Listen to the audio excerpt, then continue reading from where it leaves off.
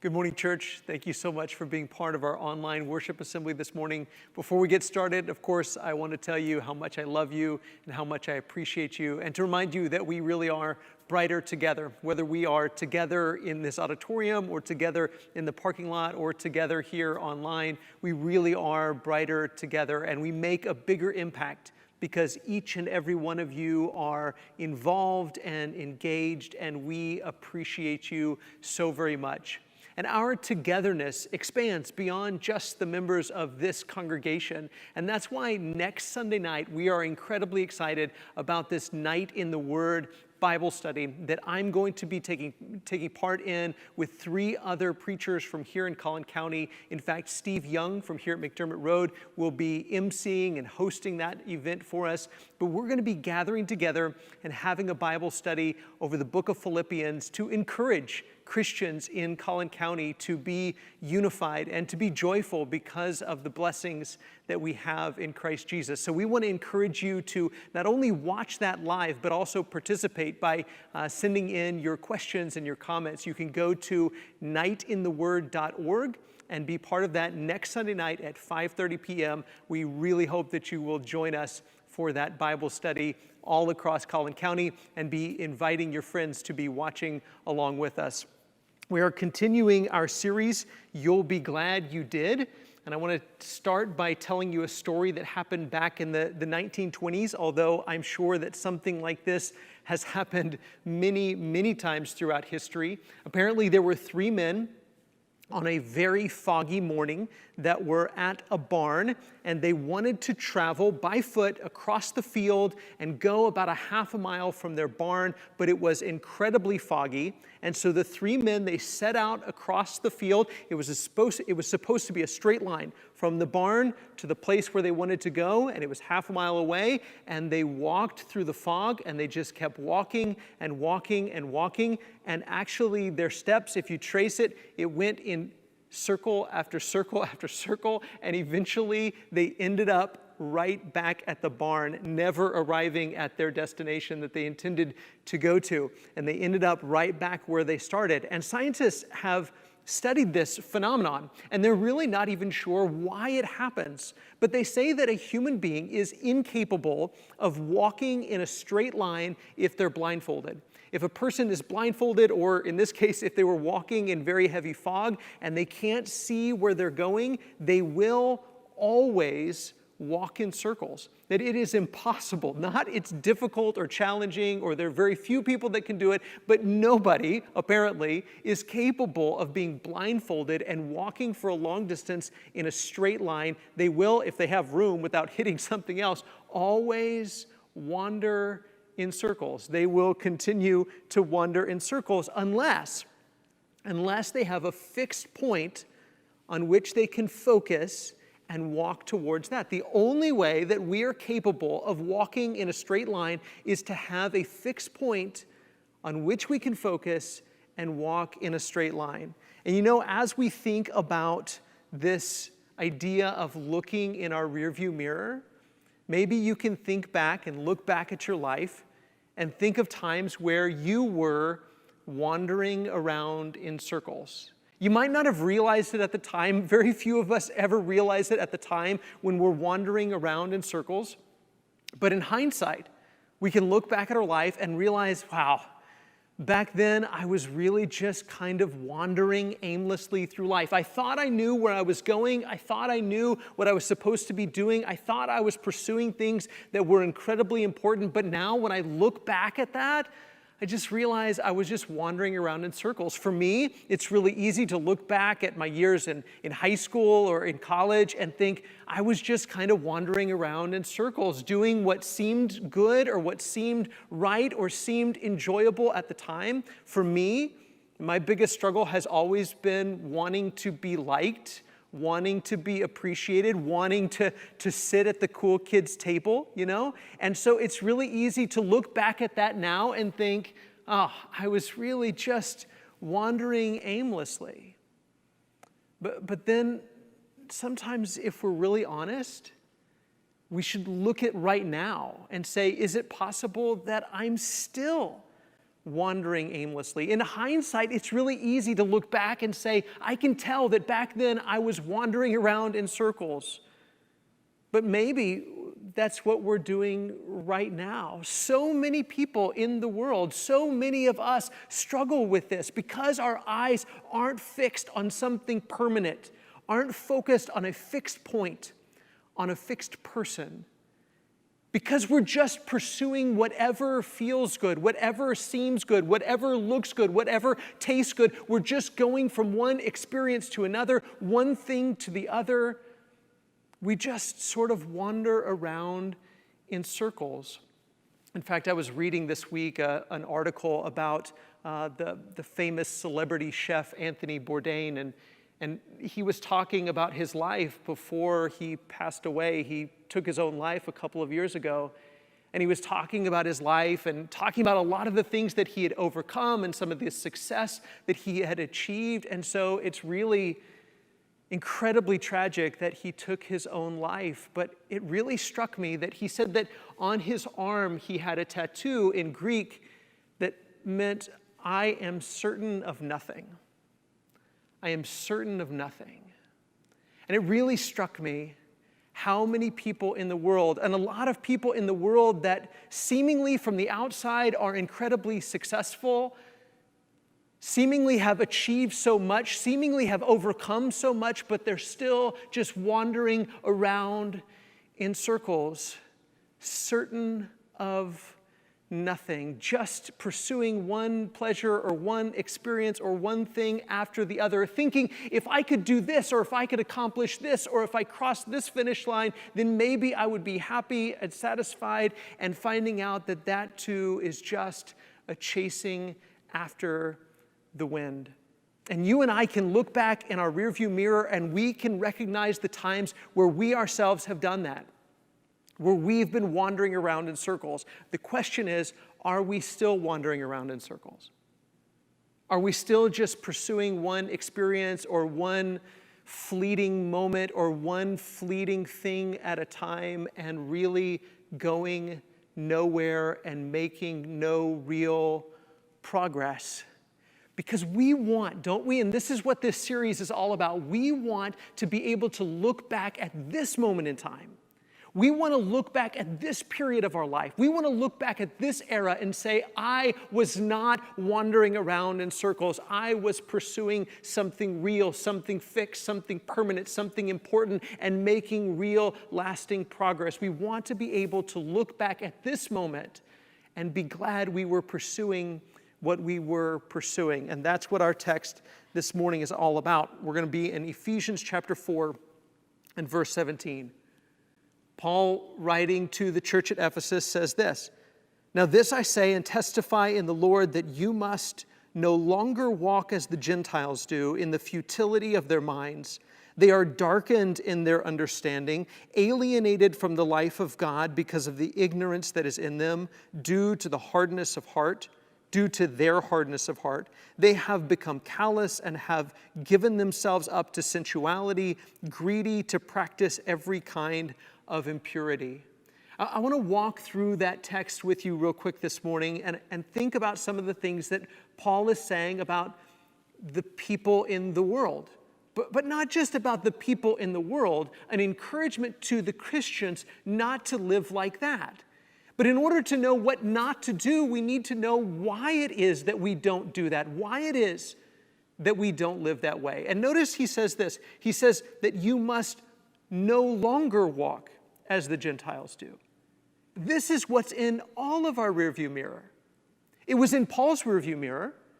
It was in every single one of the Christians in Ephesus. It was in all of their rearview mirror. When they look back at their past, when they look back at the choices that they've made, the decisions that they've made, the paths that they've chosen, then all of them can say this: I used to walk as the Gentiles do.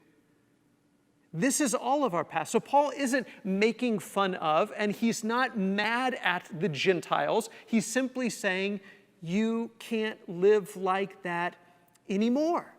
You must be changed. And then notice that he says, as the Gentiles do.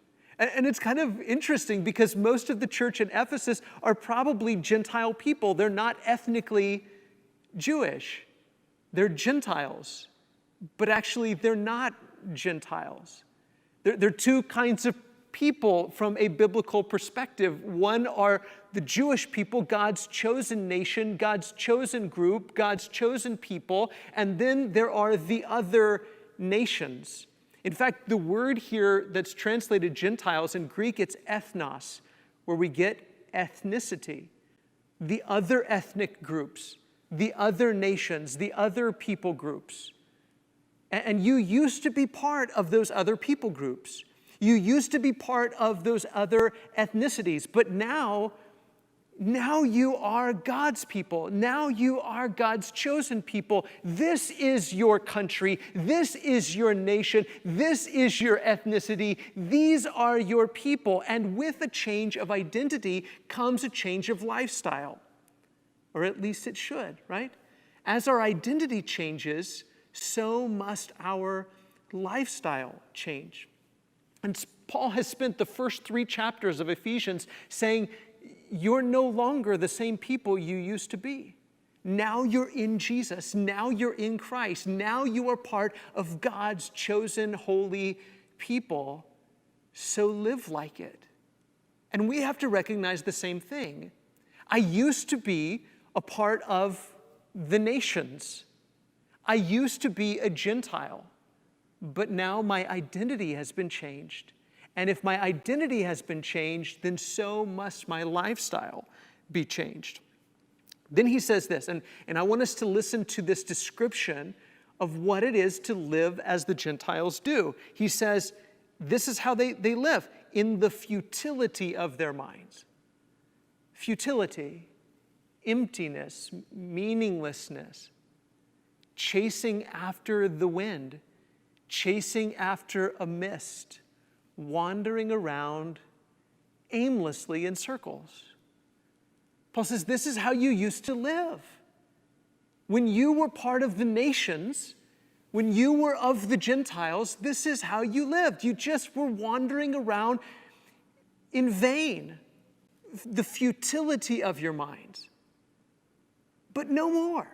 No more walking around in the futility of your minds. He says that they are darkened in their understanding. What's the opposite of darkened? It would be enlightened, right? Now in Jesus, you are enlightened. Your eyes have been opened. The blindfold has been taken off. The fog has lifted. Now you can see. Now you can focus. Now you can see where you're supposed to be going. No more blindfolded, no more in a fog, no more darkened in your understanding. Now your eyes are open. Now you can see where you're going. Paul's not shocked that this is the way the Gentiles live. You know, it's amazing to me how surprised we get that the world acts like the world. Why should that surprise us? It should never surprise us that the world lives like the world. That the world acts like the world, that the world talks like the world. I don't like it. None of us like it, but why should we be surprised by it? They have a blindfold on. There's a fog over their eyes. They're darkened in their understanding. So of course they're wandering around in circles. So were you. So would you be doing that exact thing today if it had not been for Jesus? Of course they're wandering around in circles. They're trying to do the best they can. They're trying to find their way, but they are, just as a human is incapable of walking in a straight line with a blindfold on, so is a human being incapable of doing all of the right things without being able to see Jesus.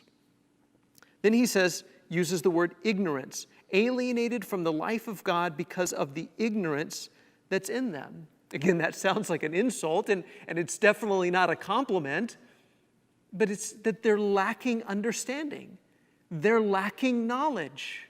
When you can't see the truth, you're ignorant. Again, that's not meant to be derogatory or angry or mad. It's simply true.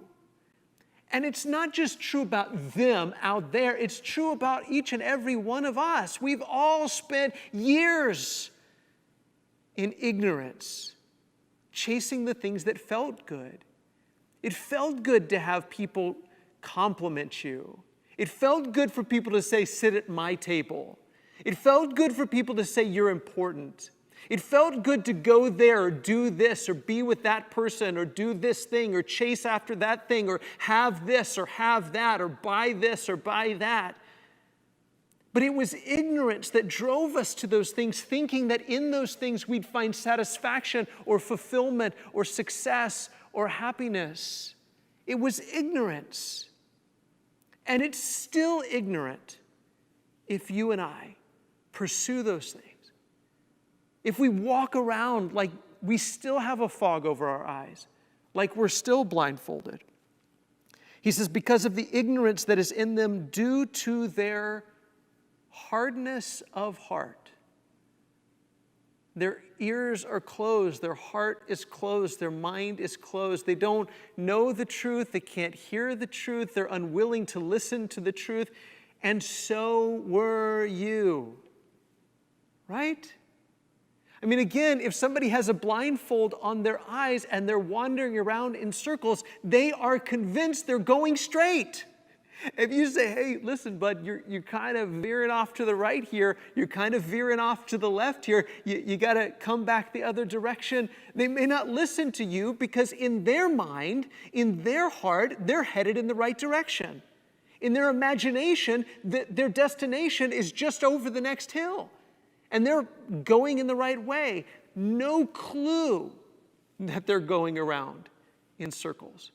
And you and I can think back to times in our life. I can think back to times in my life. I remember as a teenager, so many people could see me wandering in circles, Christian brothers and sisters, and said, Wes, nope, don't do that. Don't live that way. Don't make those decisions. And I kind of put my fingers on my ear and said, I don't want to listen. Hardness of heart. And we could look back in our rearview mirror and recognize times in our lives where we were hard-hearted and we were convinced we were going in a direction that was good for us or that was right or that felt good. And we were really just wandering around in circles. And Paul says, don't go back to that sort of lifestyle. He says they've become callous. That's a good word, isn't it? Callous. Such a powerful concept. That you've lost all sensibility, you've lost all sense of feeling, that you're not capable of feeling shame or embarrassment or guilt, that what's wrong feels right, what's right feels wrong, what's good seems bad and what bad seems good, and our feelings and emotions and intuition is all mixed up and confused and upside down. Of course, the world is callous, just going about trying to fulfill their pleasures.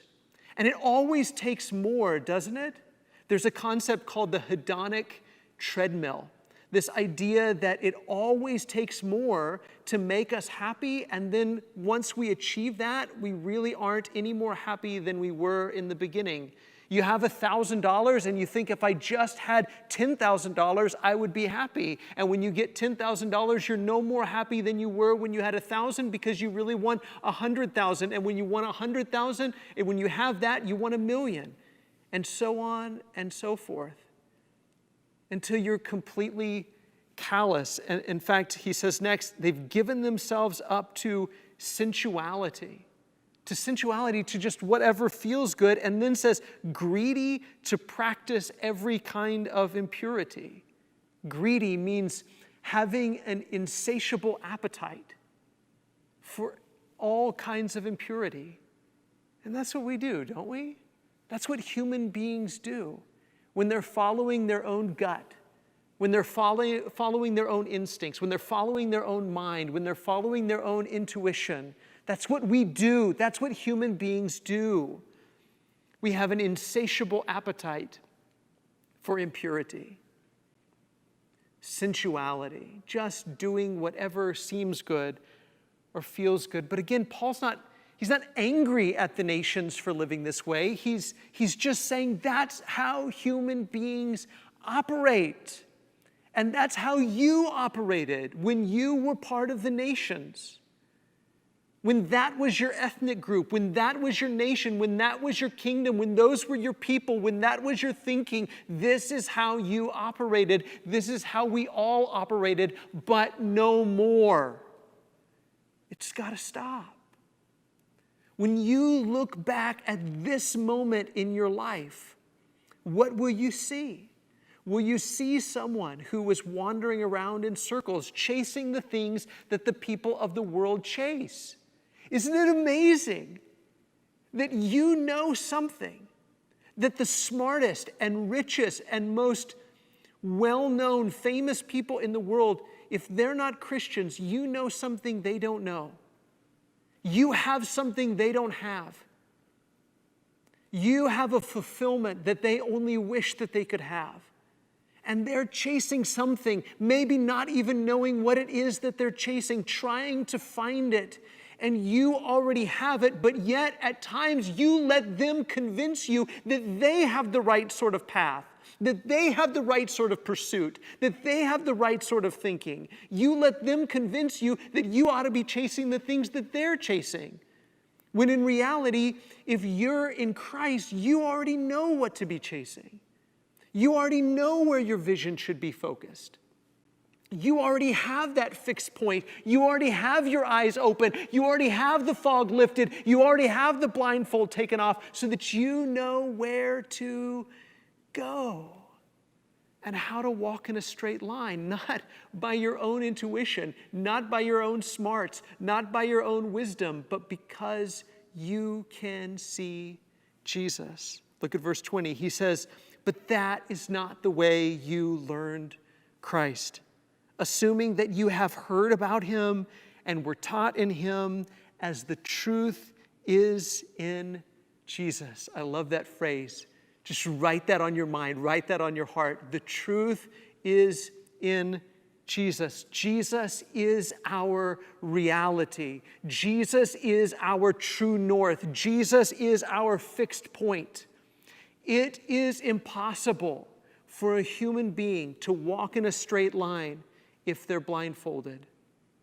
It is impossible for a human being to follow their own intuition and make their way in a straight path. They must have a fixed point. And the only truth, the only true north, the only truly fixed point is Jesus. And if you've learned about him and you've been taught in him and you can see him, then you have been enlightened. Take the blindfold off. Step out of the fog and keep your eyes on Jesus. The cross of Jesus, his faithfulness to his Father, his self-giving love for others. This becomes our true north. This becomes our guiding principle. This becomes our moral compass. The cross is our moral compass. That's why when Paul talked to the Corinthian church, he says, listen, when I was there, I knew nothing among you except Jesus Christ and him crucified. That's it. That's the truth. That's what you keep your eyes on. That's what you pursue. That's what will help you navigate life. He's the only one that can help you to navigate life because he is the truth. The truth is only found in Jesus. To put off, he says, to put off your old self, which belongs to your former manner of life and is corrupt through deceitful desires, and to be renewed in the spirit of your minds, and to put on the new self, created after the likeness of God in true righteousness and holiness. Sometimes if we're honest, where we are and where we're headed looks a whole lot like where we've been. It's like that common trope in lots of old movies. You've seen it before, and somebody says, I think we've passed this bush before. I think we've passed that tree before. I think we're going in circles. If we're honest, sometimes where we are and where we're headed look a whole lot like where we've been. And Paul says, don't keep going in circles. Put off the old self. In fact, the Greek word here for self is anthropos, where we get anthropology. Man, human being, more specifically, human being. Put off the old humanity. Put off the old human. Put off the old man. Put off the old woman. Put off the old self. Stop living that way. Because what were you getting living that way? Nothing. You were chasing nothing.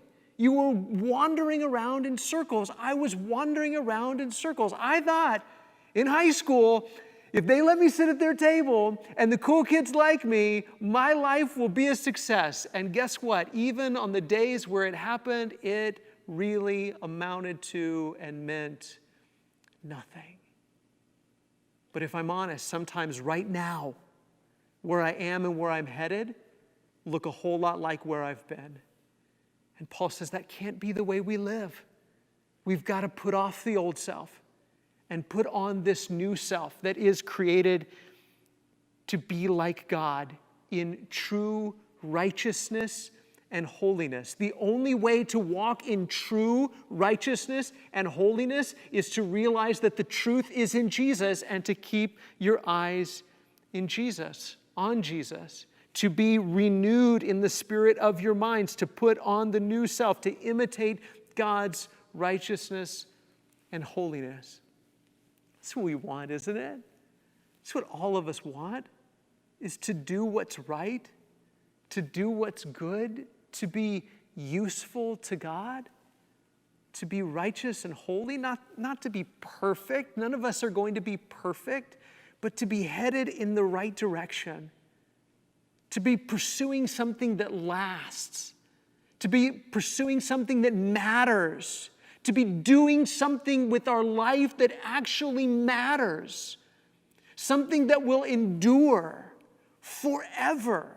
And the only way to live a life that really matters, the only way to go in a straight line, the only way to live righteously and holy is not to follow your intuition or your gut or your instinct, or your thoughts, or your logic, but to keep your eyes on Jesus.